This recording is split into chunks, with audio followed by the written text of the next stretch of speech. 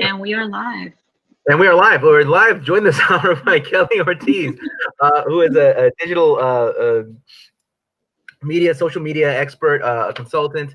Really excited to have her. She's done a lot of really incredible work with Presente. We're gonna get more into that. But Kelly, before we do that, can you tell us about, you got your degree in literature. Can you tell us a little about your educational journey and how that, how that went? Yeah, so I'm from Los Angeles, born and raised. Did the whole, I went to public school for most of my life. Then I started off in a community college and transferred over to Mills in Oakland, an all women's liberal arts school. Got my major in English literature. Which honestly, I feel like I tweaked to studying what I wanted to study, which was not dead white people all the time. So I also minored in French literature, but it was mostly like Black women writers and, writers of the diaspora. So I felt like I got to kind of study a little bit of everything from like ethnic studies to feminist theory. And so that's kind of like the lens I kind of focused a lot of my writing into. And the challenge has been since then is separating that kind of writing practice from academia to something that's in my own voice. That's the personal struggle I've been having. But luckily, I guess my gift of critical thinking and being a decent writer has got me into sort of, working with language in a challenging way that has to be like quick, to the point, and succinct, which is social media. Like, let's face it, it's getting harder to read, and people want information given to them like within a few seconds. So I started getting into that kind of writing for a while, and that's how I've been kind of like doing consulting work for different works. Right now it's Presente.org being my main one. Yeah. So how do you find, and I want to talk about the work with Presente, but I'm kind of interested in like, how have you found the, so you study literature, you study like authors, and they want you to study dead white people. You find a way around that, but no matter what, you're still studying people who like put a lot of effort into like painting these big beautiful pictures, right?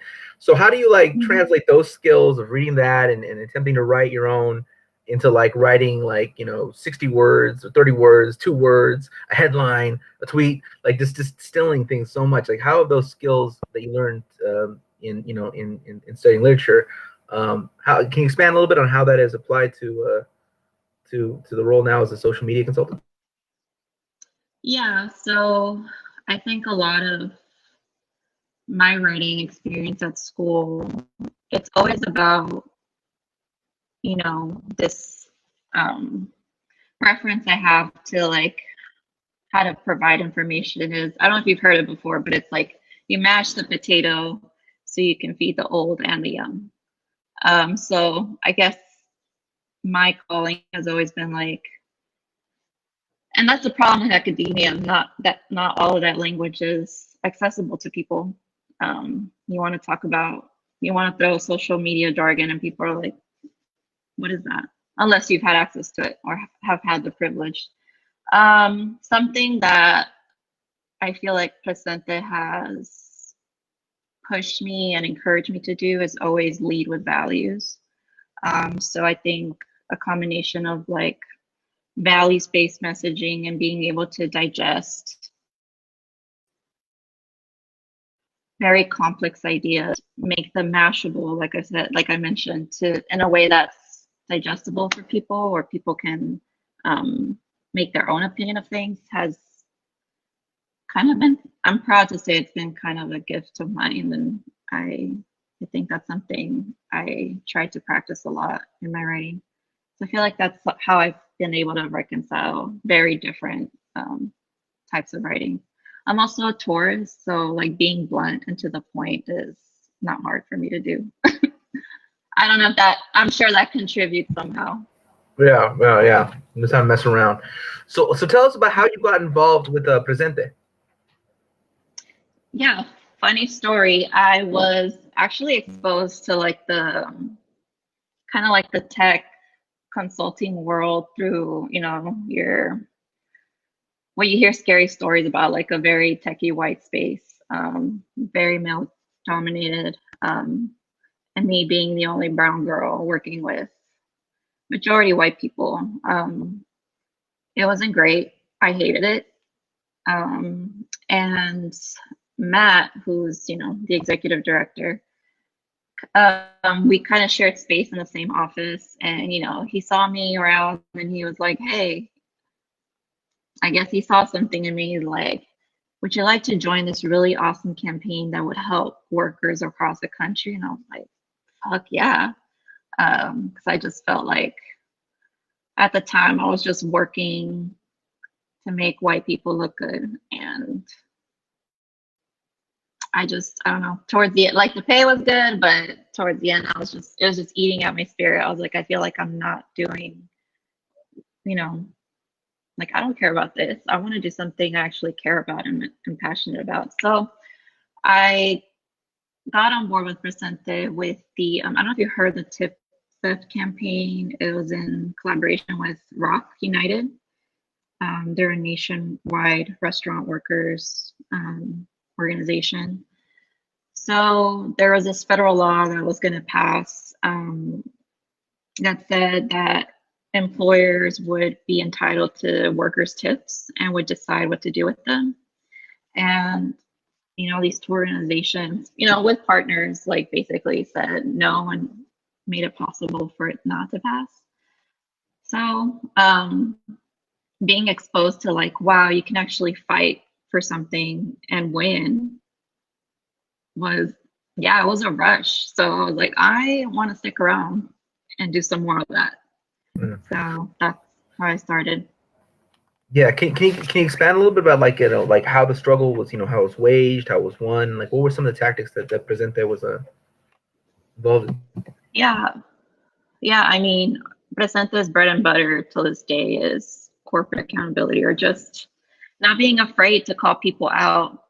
So it was a huge, at the end of the day, it's a collaborative effort. It's not just a leader or like a small or a one person thing.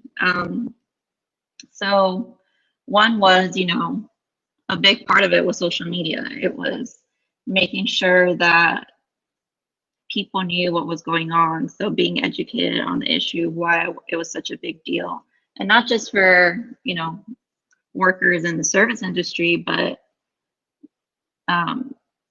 figuring, or finding the language for it to matter to all of us.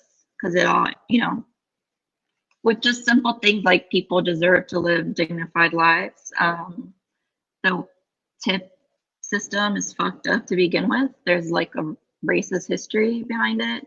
And this is only going to make it worse. So we all have to, get in on this. So, it was very digital focused, just because that's the fastest way to get organized across the country. And I joined a little like in the middle of it. So I feel like that's the most I can share to my knowledge. All right, so you and we met at an event, and I think we first met at alleybooks. So tell us about that event, mm-hmm. and then we'll go to the one in Oprah. Yeah, so that was the first event in the West Coast after we launched Dignidad Literaria, and we made a call to action for people across the country to organize their event. And it was like a pretty effective way of showing, Latinx power across the country. Like, we are here, we are making shit, and it's beautiful. It's, an industry problem that you don't see us.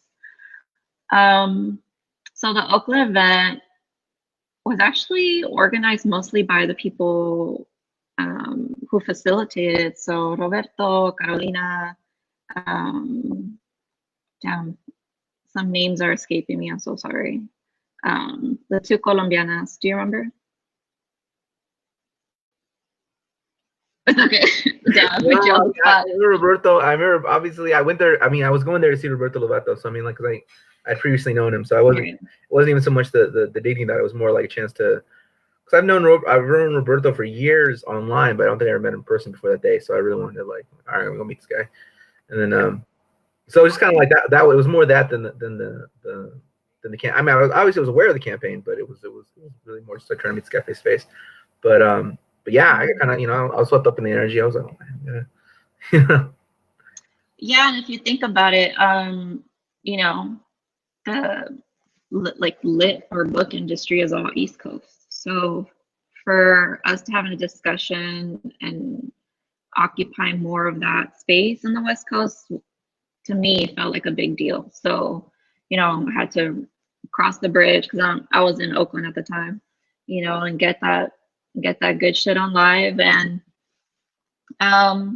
yeah, it was pretty amazing to see that, like, people can, if people that are really passionate about something, just make it work. So when I met you, which I felt like maybe because I'm a big city girl, but you're like, hey, my name is Matt, this is what I'm about, and I would love to be part of something like this. And I'm like, I'll remember you. Something about that just clicked for me. But yeah, seeing that like how well that turned out, I was like, damn, we need to do that in Oakland too, because I feel like Oakland, one, has such a special place in my heart, because I don't know, just the beauty of, like, hey, do we have a space or something happening for this type of person with with all these intersections? No, well, let's start one just because we should. So I was just like, why don't we just, I know there's people in Oakland doing amazing shit that needs to be amplified. So I'm glad, because I was more like reluctant. I know people are busy, and so I really appreciated you just coming forward and be like, hey, I'm down to do this. So thank you. And I'm glad that Yeah. we did it before. Yeah, we did it before the shelter in place too. Like, yeah, that was the last, like, memorable and special, I think, convening that I last remember having. Yeah. So the first one was in San Francisco. Can you tell us a little bit about just a lot of what we're trying to do here is just gather kind of like oral histories of venues and places and bookstores and obviously organizations, and really want to get to work with Presente is currently doing with Dignidad Literaria. But first, can you tell us a little bit about licabbooks? I actually, no, it's very, that was my first time there. Oh. I know it's, I'm sure it has a rich history being in the mission. And knowing the people that organize the event, I know for me, when, finding a place to host an event, it was very intentional. So I trust that, Roberto and the others who helped organize were very intentional about this place. And I know it's needed some support, and, since this pandemic broke out. And we've also been pushing on social, like, hey, let's support our smaller bookstores, because they are the ones that, fight for us the most and getting us on the shelves. Yeah. So can you tell us a little bit about, okay, so the second place we went, that place was new to me, because I've been to alleybooks a few times, but I had never been to, I don't remember the name. What was the place in Oakland? Chapter 510. Yes. Can you tell our eyes a little bit about that venue and that space? Yeah, so that was a new place for me too, but I have heard a lot about it because a lot of my colleagues from Mills, whether they led workshops there or had performances there, they do amazing things for the community, and they are excited for things like Dignidad Literaria to be happening. And they also work with a lot of youth into, like, inspiring them to write or to, like, channel their creative inner calling. So I think that was what stood out to me. And from like, the person that helped us do the catering to like someone that volunteers there, like everyone just had something beautiful to say about the space. So that spoke volumes to me. I was like, okay, this has to be it. Yeah. Yeah. All right. So, okay, let's talk about what unifies these two events. The campaign. Can you tell us about the campaign and your involvement in the campaign and what it is? Well, first let's start with what is. What is Dignidad Literaria? Dignidad Literaria is, it's nothing new. It's something that I feel like we've all been fighting for in our own way. But it was like the collective calling for we've had enough of this discrimination and the BS that is this very white male industry. And, I don't want to give this American Dirt book any more publicity than it needs. I think a lot has shifted since it started. Now it's more making sure that, our voices are heard and seen in bookshelves. And also, I think bigger picture, like calling for the need of a West Coast presence in the literature book publishing industry. So the connection between all these events, I think we gave folks the freedom. Some folks were discussing the actual book, like they had readings, like they sat down and read some of the book, and like people just expressed what they thought about it. So there were some events like that, and some like the big one in San Antonio, the weekend of AWP. I forget. I'm so bad. What's the acronym? It's like the Writers American Conference. Writers.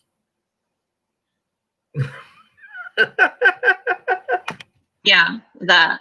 Yeah, which is, but it's like an important event for writers.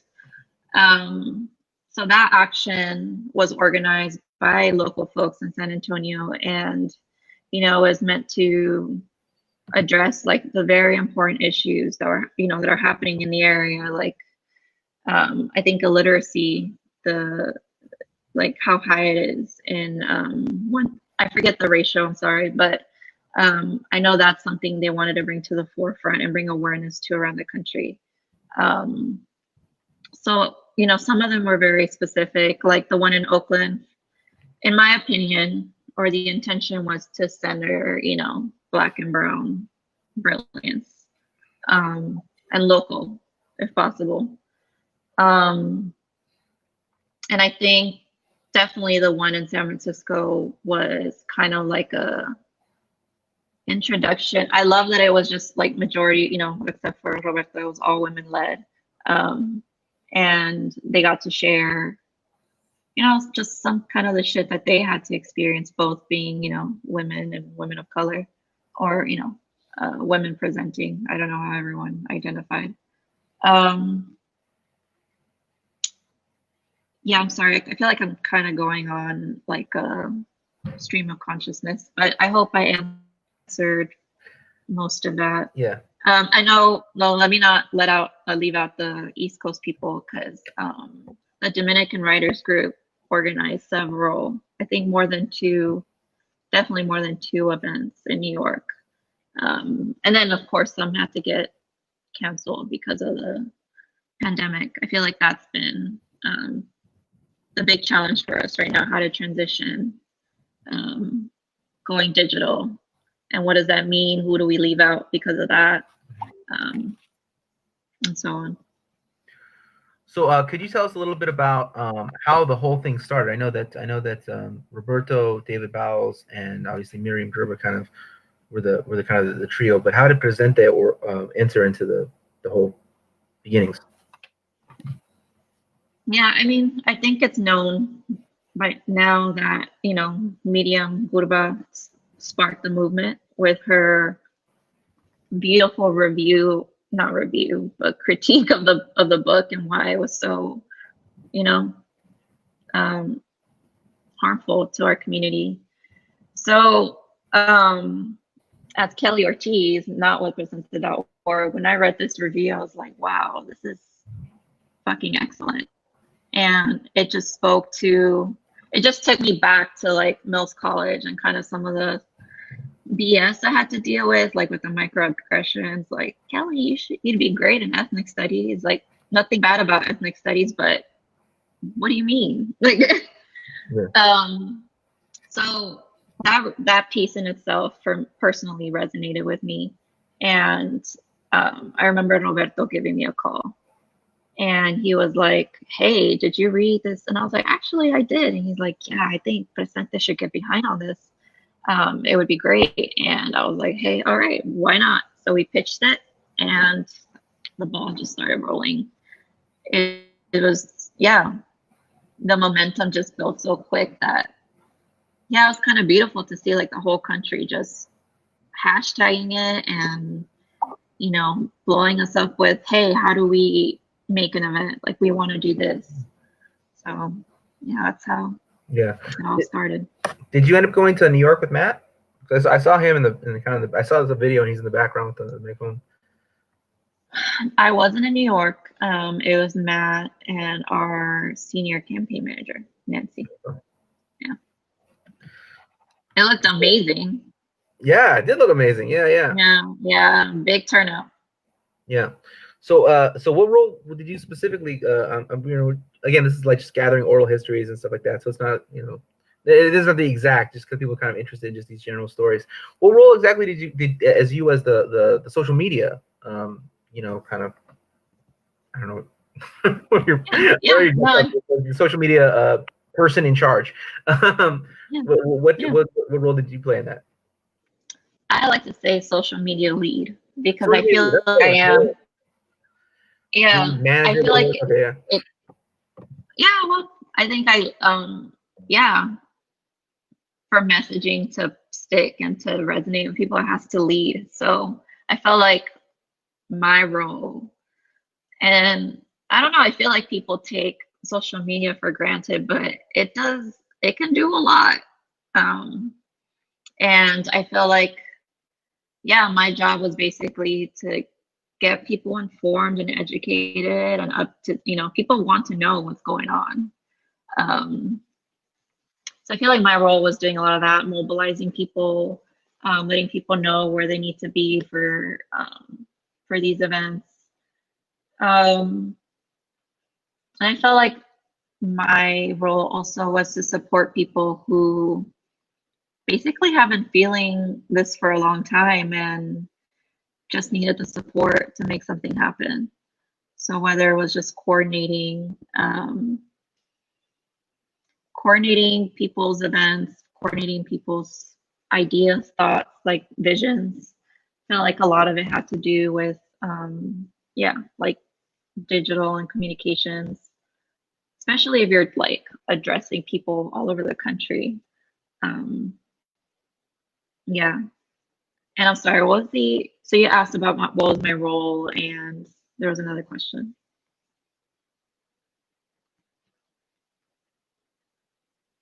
I can't hear you. There's a slight echo with this thing. Like, I muted myself.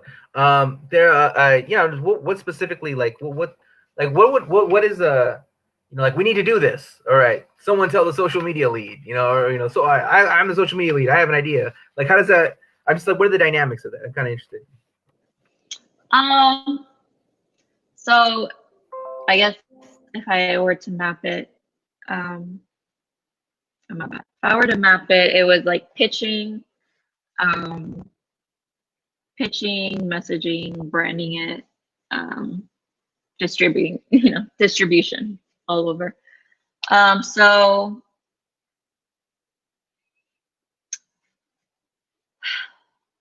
I'm sorry, I feel like I do so much that it's just so hard to condense. And I don't want it to sound like, well, I do this and then I do that.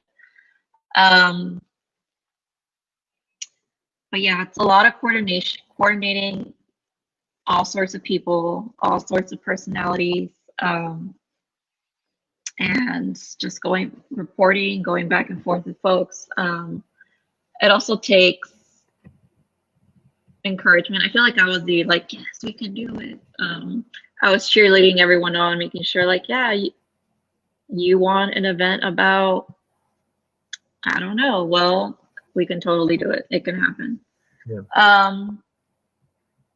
And I think I've also been pushing our like, because we have Dignidad Literaria merch, if you haven't seen. So it's about, yeah, like branding and making sure, you know, the message is being carried in all sorts of ways, not, you know, digital, on a shirt, whether it's promoting like other, you know, writers' work. I think it's also important. Yeah. Yeah. So we have a question from the audience that says, do you feel that the industry response to the outrage surrounding American Dirt led to some improvements and more opportunities for authentic writers, or was it simply superficial?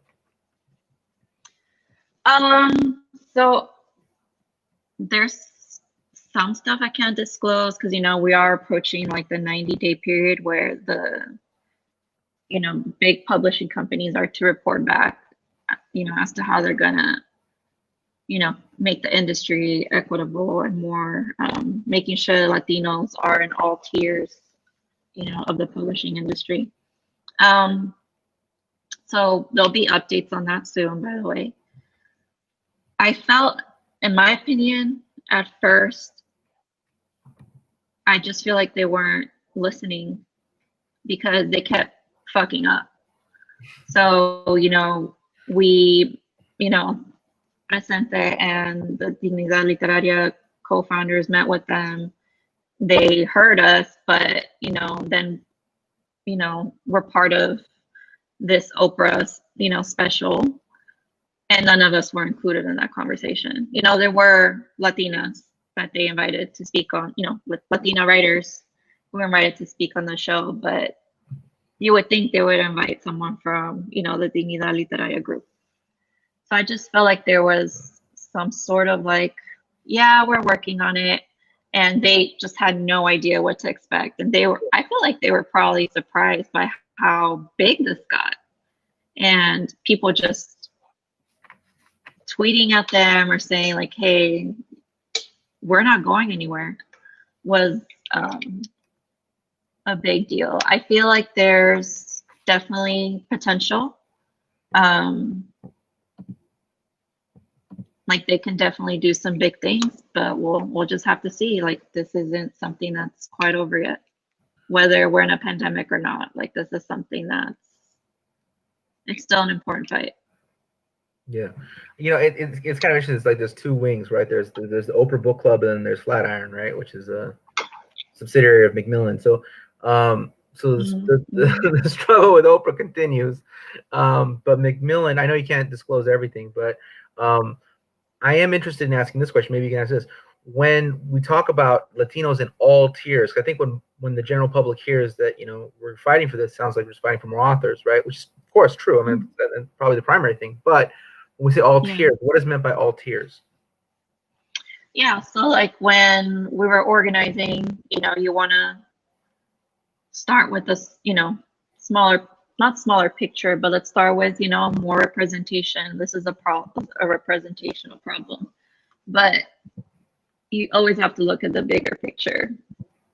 We should be living in a world where, you know, we shouldn't have to count by, you know, one hand how many, you know, Latinx editors, publishers, in positions of leadership there are, because there's not a lot. And because of this, it impacts who gets to tell our stories. So for those that, you know, didn't get to see the Oprah special because it was on Apple TV, they, you know, at the end of the day, Oprah is not the target. It's, you know, the person that handed her this book and was like, hey, this is the immigrant novel of the year, or, you know, for life, I don't know, who was a white woman, and kind of how the problematic system in which manuscripts, I'm not very well versed with it, but kind of how you auction your work basically, right? Yeah. I don't know what that's called, and so I'm terrible at this. But yeah, who gets it, who gets to buy this kind of stuff? Like rich white people. So I feel like that's the bigger vision Dignidad Literaria sees. It's about, seeing us in all of these these decision-making tables. But in light of this, Nadieli Nieto, was recently hired at Flatiron as their editor, like their editor. And that's a big deal. I think, yeah, that's huge. If people need to, I felt like it wasn't like showcased a lot or like publicized a lot, but yeah, this happened pretty recently and it's huge. And she is a badass. Like she has so much under her belt. Yeah. There's also this question though, even if they hire more people, that there's still a question of, can you hear me? Mm-hmm. All right. So there's still a question of kind of a regional thing though, right? So even if they were to hire more people with Latinx, I mean, like you say the word Latinx or Latino, whatever, Latinidad, it's a diverse set of communities. It's not just one, whatever. It's a different group of communities. So there's still a question of this area of the country and how, we don't really have, it's like when I think of like Luis Rodriguez or Luis Uribe, right? They write about this area, but they had to move to Chicago to get book deals. They have to move, or any of us have to move to the East Coast in order to like be near the place where you could speak to the country, even if you're talking about right here. And so like, so that's still an issue. I mean, even if, I'm moving away from the specifics of the Macmillan thing, but like generally speaking, like we on the West Coast, we in this area of the country facing, these things.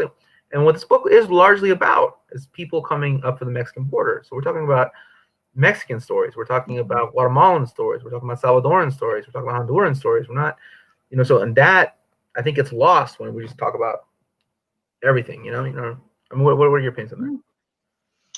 No, I thank you for bringing that up, and that's I think part of the bigger picture too. We, are asking Flatiron Macmillan to start something in the West Coast because they can easily do it and have that run or support. What's the word? It's not like a regional office, but it's like kind of like a department. But that should totally be in the West Coast because, like you said, migration patterns or stories of migration are, depicted mostly about the experiences in the West Coast or, Arizona and this, more towards the South. So I think that's definitely something that we want to continue pushing for in the long run. We do need a West Coast presence in the publishing industry because I think that's where it just heightens like the amount of racism and just erasure of that experience.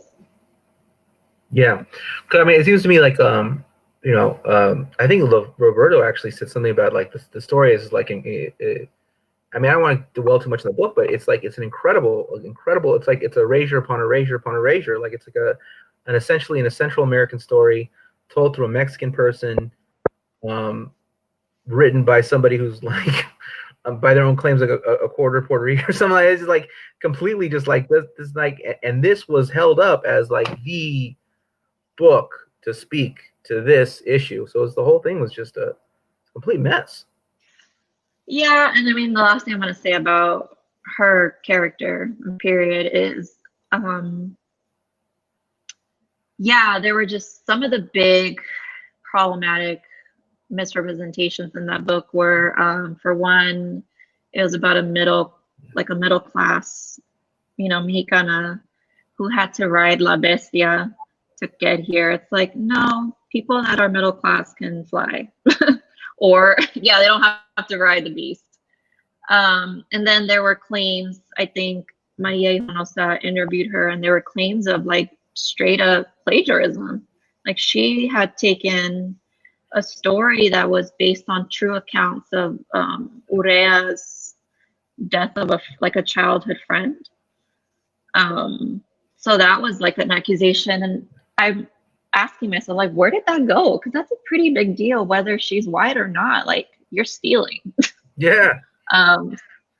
But she has like so much money backing her up that she's untouchable. Like, and then there was this whole misconstruing of her, her safety being threatened, or like she's going in these book tours. It's like, no, there was no accountability whatsoever. So I guess that's part of like the earlier question, like, how do you think the industry, there was no accountability whatsoever. It was until they had to be like, hey, you know what, we have to address this. It's not going to go away, Yeah.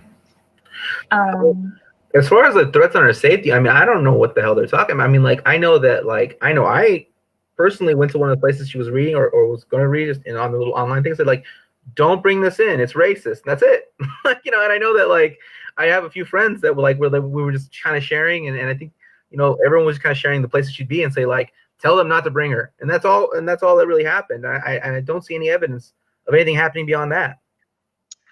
No, and media, shared that in the press conference in New York. Like, they asked them, like, where are these threats for her life?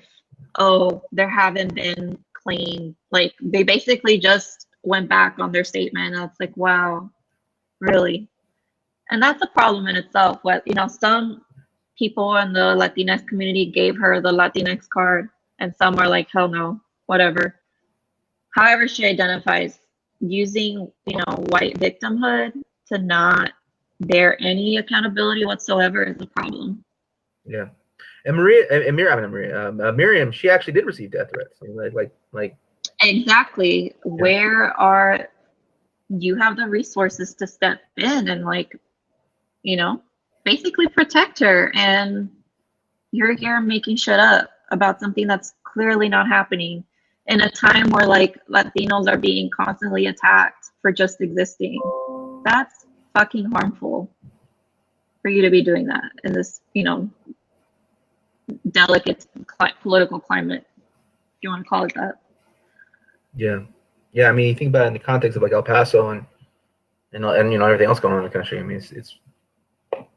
Yeah. So I feel like, for people to, be behind Dignidad Literaria, it's not just for, if you're a writer, it's about people who are really on the front lines, like, who have been on the front lines, just trying to advance the narrative, whether you're a podcaster or a journalist or a cinematographer or a painter. People that are countering this harmful narrative are like, you are Dignidad Literaria. Yeah. It actually reminds me it's not too dissimilar from right now in California. There's a struggle for ethnic studies to make it a high school graduate curriculum, and the big campaign they ran is I Am Ethnic Studies, right? And just people holding up signs that I Am Ethnic Studies. So it's very, very similar messaging. Very, very. And that's been happening since before I started. Like, that's been going on forever. Like, when there ever is a funding issue, it's always us that needs to be put out. We had to deal with something similar at Mills as well. And calling out that and, like, just racist teachers and professors, like the whole scandal in Long Beach with Long Beach Unified School District that, Medium had to be, a survivor of. Like, what they did to her was really fucked up, just because she was trying to do the right thing and protect her students from this racist asshole who, I don't know what's going on with him. Like, is he still on leave? Did they like, these stories are so, like, buried under the rug because who cares about Black and brown people, right? Yeah. We have to care. So. Yeah. No. Last I heard, they forced her out pretty horribly. It was really terrible. They called the police to escort her out. What? I hope, we're still we're still Team Medium and we're still backing her up. You know, people are reaching out and trying to support her and however they can. I think that's beautiful. That's beautiful. So what is up next for Presente.org? We are doing some pretty exciting things. So I think we're going to be publishing a book. I think the e-version comes out in June and the paperback in July. But we basically are contributing author for Latinx voter turnout, and we collaborated with like a bunch of big organizations like Voto Latino, United We Dream, just to name a few. And Noam Chomsky is going to be a contributing author as well. So that's a pretty big deal. And then I'll let you know when it's out. I think it's available for pre-order, so order everyone. And then we're also publishing another book later 2020. I think Matt Nelson and Elisa Batista, contributing author, interviewed over 40 plus Latinx authors, and we just talk about the power of organizing and how, Latinos can win. Yeah, well, that's all exciting. We'll definitely drop the links below, and any words of wisdom for people out there who want to get involved in la lucha and the struggle, the fight? Yeah, I mean, if I had, I'm still doing it, I guess, as my side hustle, but if you want to get involved into stuff like this, all you got to do is look at organizations that align, your values align with each other, and hit them up, because most likely they will be, underfunded or like, struggling with funding and like just way over their capacity. And these amazing orgs doing like really great things need all the help they can get. So, don't hold back and just reach out, see how you can become involved. Also start your own shit, man, because with this Dignidad Literaria movement, actually, Maya Chinchilla, she wants to start, facilitating, leading her own writers workshops, and she's Chapina, Central American. Like, I feel like that's something that I'm going to be, backing, helping organize and coordinate. And then there's something other that's happening, but I think it's for Roberto to disclose. Okay. But I think we should all be excited, and it's gonna take you and I to step up and make some noise. So you're already involved. I've been volunteered. And you don't even know it. You don't even know it. You're already right. Happens more often than not. All right, cool. If I can nominate someone for a next interview, please interview Roberto, because he has a book coming out. Roberto was one of like the first people I asked. So he agreed, and so now I gotta find a time. But he I think when he saw how many was coming, he agreed, because I think he didn't know I was doing it first. And, he's busy. He's busy looking the book. But Roberto's coming on. Fun fact: he's my mentor now. So okay. I'll give him a call. I'll give him a nudge. Give him a nudge. Matt is supposed to come on too. I had David on. I Miriam may come on. I mean, I know she's very busy as well. So it's all a matter of scheduling. But I'm trying to get the whole awesome. Everybody. Yeah. Awesome. Maya too. All right, Matt. So please, Maya's doing please. Already in the works. All right. Wonderful. But right. I'll keep you posted. Let me know. Thank you. Give them all a nudge for me. Yes, will do. Thank you.